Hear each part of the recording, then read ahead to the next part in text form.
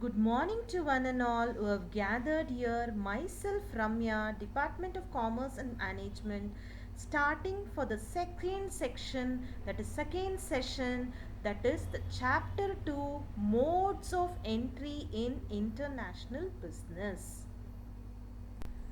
What are the modes of international business? That is, different modes of international business or different entry into international business.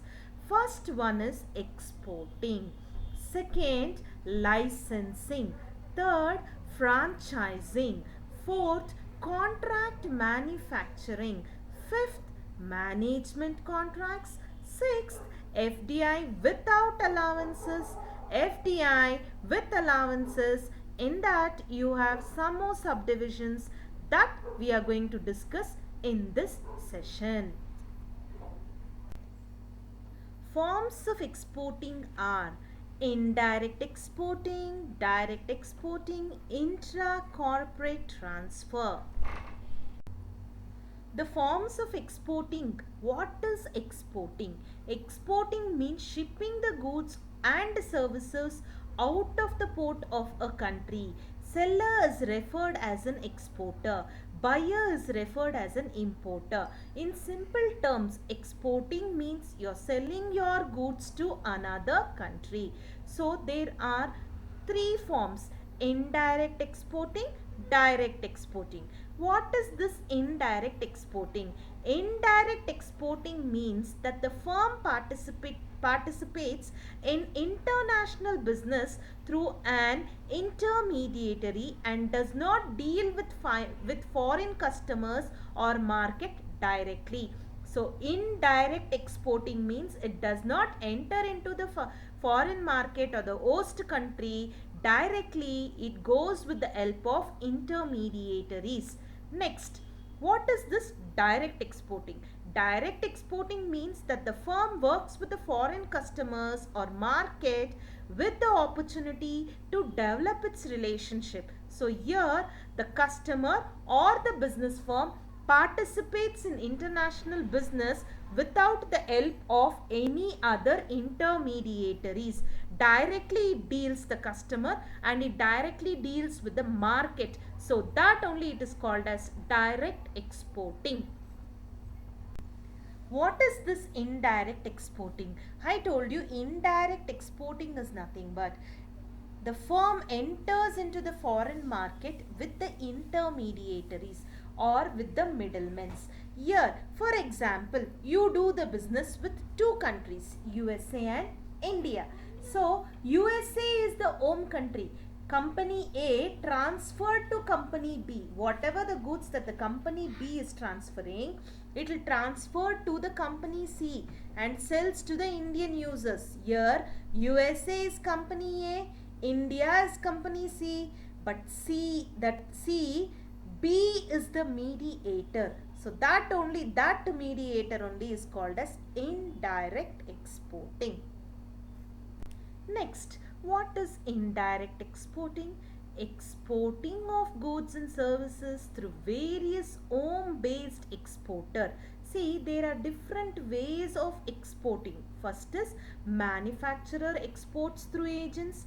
Export commission works with an agent. Export merchants works with an agent, and international firms work with an agent. So I told you the industries or exporting which is done with the help of mediators, that is called as agents.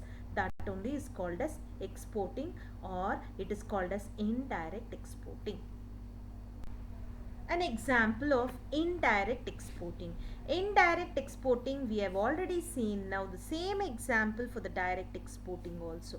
What is this direct exporting? Direct exporting works without the help of intermediaries. The products that is being manufactured directly it will sell to the other country. For example, USA and India. Company A sells the goods to company C. See, if you see indirect exporting, we had company A sells to company B and company B sells to the company C, that is Indian customers or users we have seen in indirect exporting. Direct exporting, you don't have any mediaries. You yourself, company where you are purchasing and the company who's selling. So there are two parties, that is, one is the buyer and the seller, there's no mediators. So that type of exporting is called as direct exporting.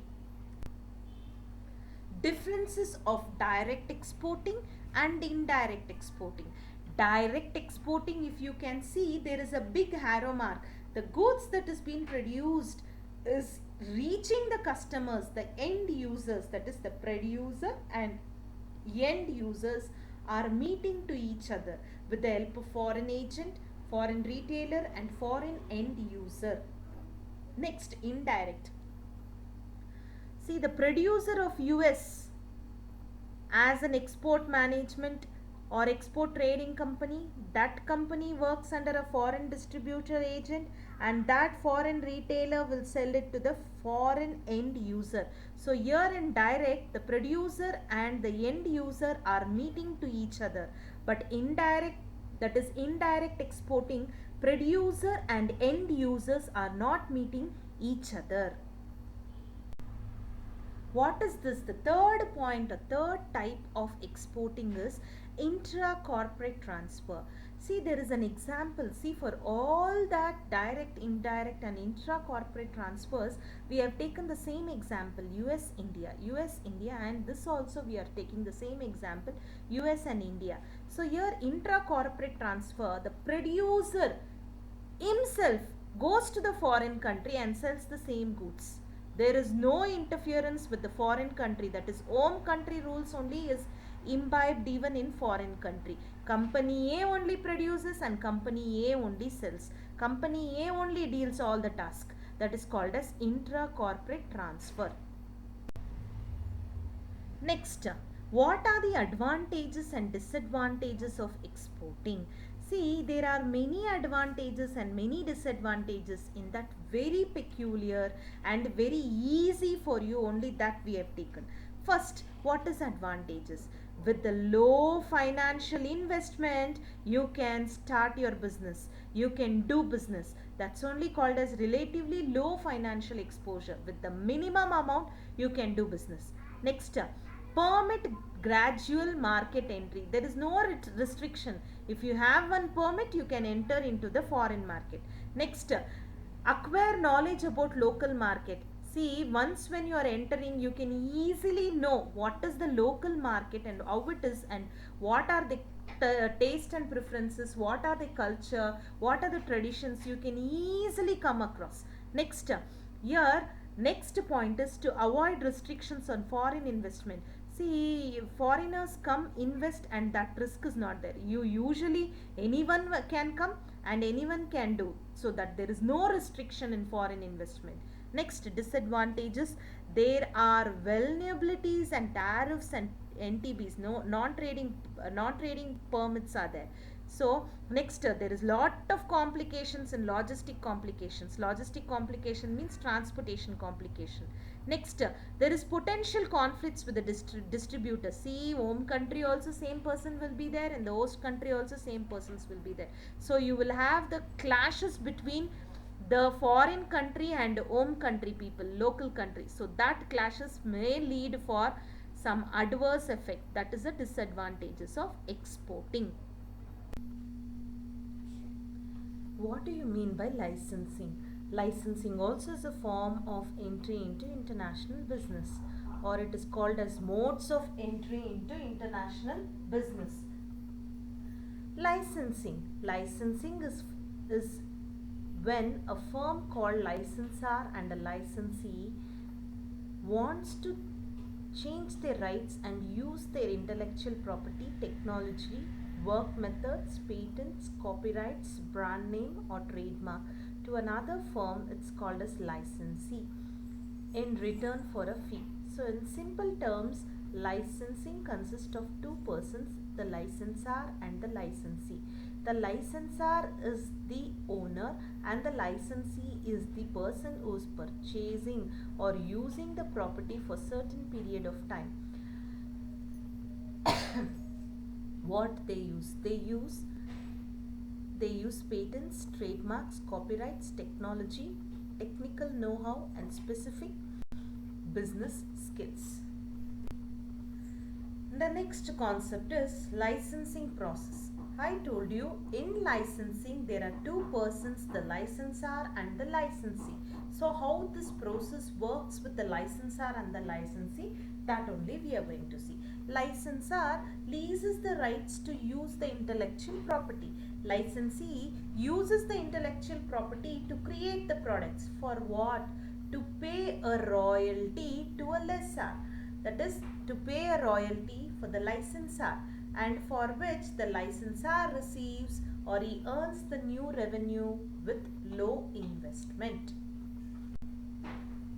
Basic issues of international licensing. So what are the issues that they see in licensing? First is the specification of the boundaries of the agreement. So here he specifies the boundaries, where you should go, where you should not go, where you have to do business, what type of the business, all that the licensor will tell the licensee in an agreement.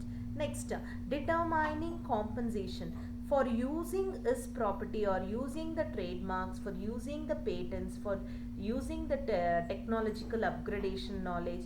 You pay certain amount that is called as licensor fee. Next, establishing rights, privileges and constraints.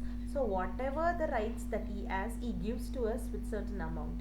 Next, specifying the duration of the contract, how long the contract will work. Next, differences in laws. See, there is differences in the home country and host country. In home country they behave differently, and in host country they behave differently. According to the country's norms, according to the taste and preference of the people, according to the local market, how it works, like that they have to change. Licensing advantages and disadvantages. So licensing advantages, once again you know, it requires low financial risk. So you cannot bring in all the capital of yours from the foundation to the stretch, because it's already done, only that you are using for certain number of time, for certain number of years. So that only the financial risk is less. Low cost way to access market potential. Already the market is conquered. Here what you are doing, you are using your potential to know how the market it is, and you are directly selling your products. Next, avoids tariffs, NTBs, restriction of foreign direct investment. So here no risk of your tariffs, quotas, petitions and all that, it's not there. Next, licensee provides the knowledge of local market, how the market is there. First only the licensor will tell the licensee, on that basis he will analyze. So analyzing the markets also is very easy, so that's an advantage for licensing. Next, we are going to see disadvantages of licensing. Limited market. So which contract we have put, according to that contract, according to the lease agreement, how many years that is, that you have to go according to it only. Limited market opportunity and profits. Next, dependence on the licensee. So licensee is always depending on the licensor. Potential conflicts with licensee. So always there is a conflicts between the licensor and the licensee. Next, possibility of creating future competitors. So in future there will be more competition.